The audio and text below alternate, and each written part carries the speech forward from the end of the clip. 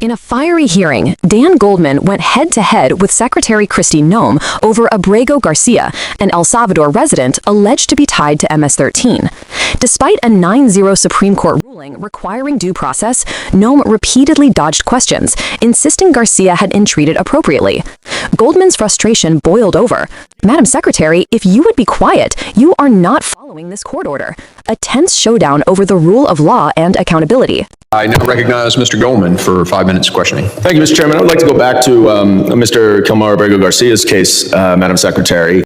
But my first question for you is a pretty simple one. It's basic civics. Which branch of government does the Constitution give the authority to interpret what the law is, the judiciary or the executive branch?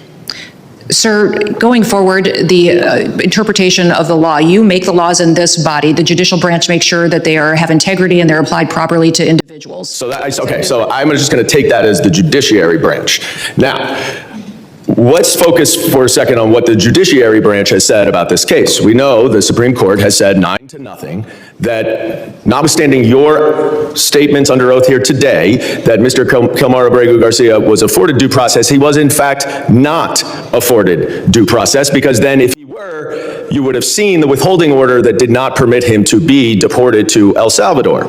Now you allege, and I guess the Attorney General alleges, that he's a member of MS-13. That may very well be the case.